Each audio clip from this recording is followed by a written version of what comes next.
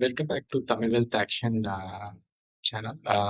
இந்த வீடியோவில் மெயினாக நம்ம என்ன பார்க்க போகிறோம்னா, மியூச்சுவல் ஃபண்டை பற்றி எல்லாருக்கும் தெரியும். லைக் மியூச்சுவல் ஃபண்டில் எல்லாரும் இன்வெஸ்ட் பண்ணிட்டு இருக்கோம். அண்ட் எஸ்ஐபி பற்றின எஸ்ஐபி மூலமாகவோ இல்லைனா லாங் டேர்ம் இன்வெஸ்ட்மெண்ட்டாவோ, அதாவது லம்சம் மூலமாகவோ இன்வெஸ்ட் பண்ணி லாங் டேர்மில் ஒரு குட் கெயின் பண்ணலாங்கிறது தான் நம்ம மெயினாக மியூச்சுவல் ஃபண்டில் இன்வெஸ்ட் பண்ணுறது.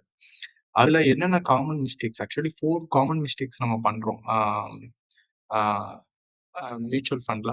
அதை பற்றி தான் இந்த மெயினான வீடியோ.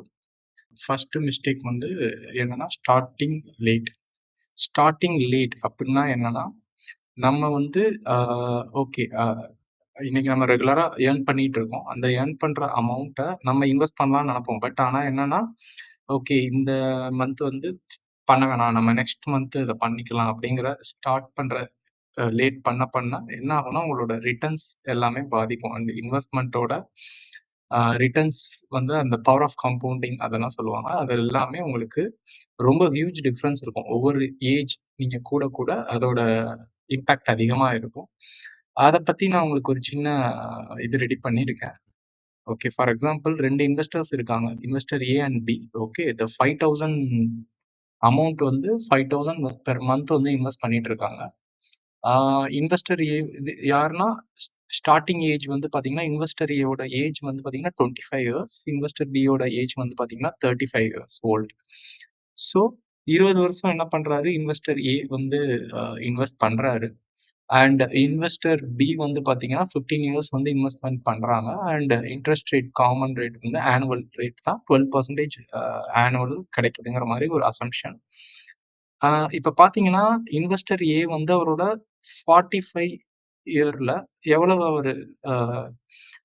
அவர்கிட்ட கார்பஸ் இருக்குன்னா 49 lakhs வந்து அவர்கிட்ட கார்பஸ் இருக்கும்.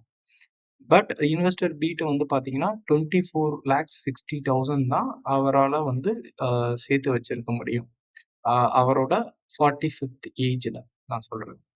அண்ட் 55th ஏஜ்ல வந்து பாத்தீங்கன்னா, இன்வெஸ்டர் ஏ வந்து ஆல்மோஸ்ட் 1.54 crore வந்து அவரால் ஏர்ன் பண்ணியிருக்க முடியும். பட் இன்வெஸ்டர் பி எடுத்துக்கிட்டீங்கன்னா, அவரால் வந்து ஒன்லி 84.7 lakhs தான் அவரோட 55th இயர்ல இன்வெஸ்டர் பி ஆல ஏர்ன் பண்ணிக்க முடியும். ஹியூஜ் டிஃப்ரென்ஸ் இருக்கும் உங்களுக்கு. என்னன்னா, இந்த காம்பவுண்டிங் வந்து பாத்தீங்க எப்படி ஒர்க் ஆகும்னா, எவ்வளவு இயர்ஸ் நீங்க அதுக்கு டைம் கொடுக்குறீங்களோ, எவ்வளவு இயர்லியா நீங்க ஸ்டார்ட் பண்ணி இன்வெஸ்ட் பண்றீங்களோ, அப்பதான் அதுக்கு வந்து ஒரு குட் ரிட்டர்ன்ஸ் வந்து கண்டிப்பா இருக்கும். இதுதான் first mistake we are doing. So உடனே நீங்க உங்களோட இன்வெஸ்ட்மெண்ட் ஸ்டார்ட் பண்ணுங்க, நெக்ஸ்ட் மந்த் பார்க்கலாம் அப்படிங்கிற மைண்ட் செட்டே போக வேணாம். அண்ட் செகண்ட் வந்து பாத்தீங்கன்னா, மிஸ்டேக் வந்து எஸ்ஐபி வந்து பாத்தீங்கன்னா எப்படி ஸ்டாப் பண்ணிடுவாங்க, மார்க்கெட் வந்து சடனா ஃபால் ஆகிட்டு இருக்கும். அப்ப வந்து என்ன பண்ணுவாங்கன்னா, ஐயோ ஃபால் ஆகுதே அப்படின்னு சொல்லிட்டு குயிக்கா எல்லாரும் என்ன பண்ணுவாங்கன்னா, எஸ்ஐபியை ஸ்டாப் பண்ண ஆரம்பிச்சிருவாங்க. அதுதான் இருக்கிறதுலே ரொம்ப பெரிய மிஸ்டேக்.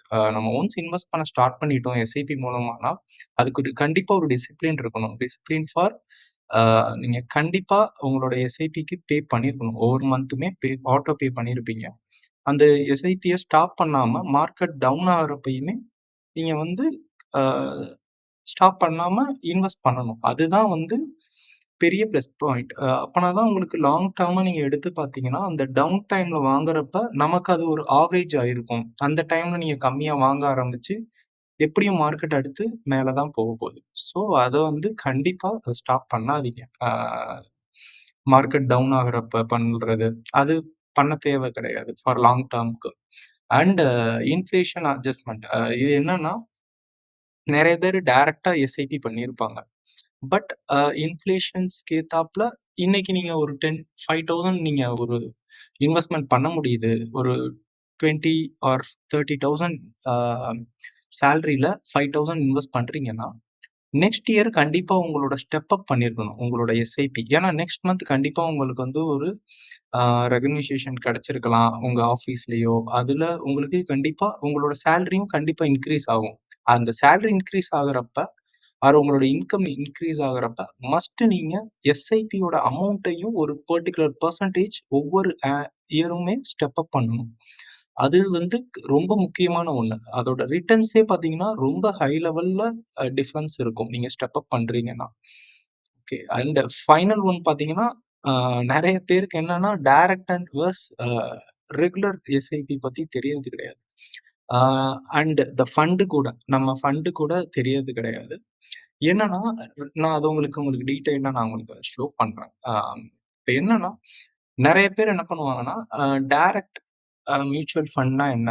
அண்ட் ரெகுலர் மியூச்சுவல் ஃபண்ட்னா என்ன? இது ரொம்ப பெரிய டிஃபரன்ஸ் தெரியும்.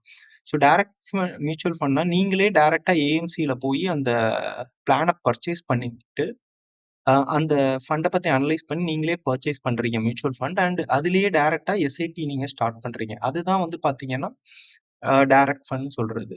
அண்ட் ரெகுலர் ஃபண்ட்ல என்ன ப்ராப்ளம் அப்படின்னா, ரெகுலர் ஃபண்டுங்கிறது நீங்க ஒரு புரோக்கரோ, ஒரு ஏஜென்ட்டையோ நீங்க கான்டாக்ட் பண்ணியிருப்பீங்க. அவங்க ஒரு ஃபியூ ஃபண்ட் சஜெஸ்ட் பண்ணுவாங்க. அந்த சஜெஸ்ட் பண்ற ஃபண்ட வச்சு நீங்க அதுல போய் இன்வெஸ்ட் பண்றது. ஸோ, அப்ப என்ன பார்த்தீங்கன்னா, இந்த எக்ஸ்பென்ஸ் ரேஷியோன்னு சொல்லுவாங்க ஒவ்வொரு மியூச்சுவல் ஃபண்ட்லயும். அது என்னன்னா, ஒரு பர்ட்டிகுலர் அமௌண்ட் அந்த ஏஎம்சி வந்து சார்ஜ் பண்ணுவாங்க.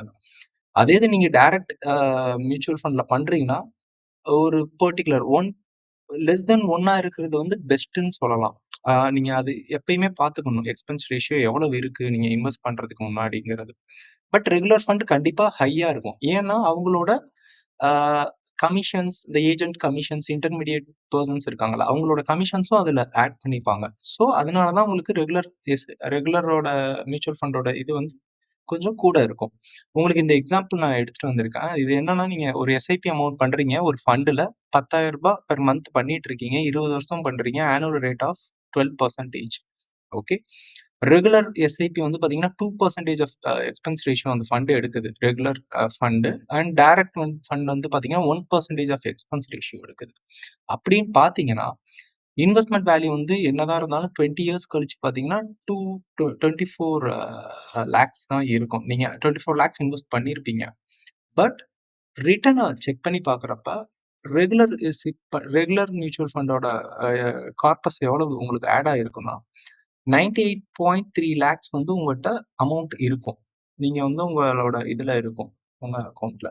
அண்ட் டைரக்ட் பார்த்தீங்கன்னா 1.10 crore. டிஃபரன்ஸ் பார்த்தீங்கன்னா, 12 லேக்ஸ் வந்து பார்த்தீங்கன்னா, டிஃபரன்ஸ் இருக்கும். என்னன்னா, அது எல்லாமே உங்களுக்கு ரெகுலர் எஸ்ஐபில 2% அதோட எக்ஸ்பென்ஸ் ரேஷியோ அதிகம். ஸோ, அத வந்து காம்பவுண்டிங் ஆகுறப்போ உங்களுக்கு 12 லேக்ஸ் லாஸ் தான் ஆகும். இதான் இந்த 4 மிஸ்டேக்ஸ் நம்ம பண்றது. கண்டிப்பா இத வந்து நம்ம அவாய்ட் பண்ணணும். பண்ணி நம்ம மியூச்சுவல் ஃபண்ட சூஸ் பண்ணி அதுல பெட்டரா நம்ம இன்வெஸ்ட் பண்றப்ப, கண்டிப்பா அதோட ரிட்டர்ன்ஸ் நமக்கு அதிகமா இருக்கும். ஸோ, கண்டிப்பா உங்களுக்கு ஏதாவது இந்த வீடியோல எதுவும் டவுட் இருந்துச்சுன்னா, டெஃபினட்டா அந்த கமெண்ட் பண்ணுங்க. டெஃபினட்டா I will reply two your message. கண்டிப்பா நீங்க என்னென்ன மிஸ்டேக்ஸ் பண்ணியிருக்கீங்கங்கிறதையும் கமெண்ட் பண்ணுங்க. அது மூலமா நெறைய பேர் வந்து அவங்களுக்கு யூஸ்ஃபுல்லா இருக்கும். Thank you.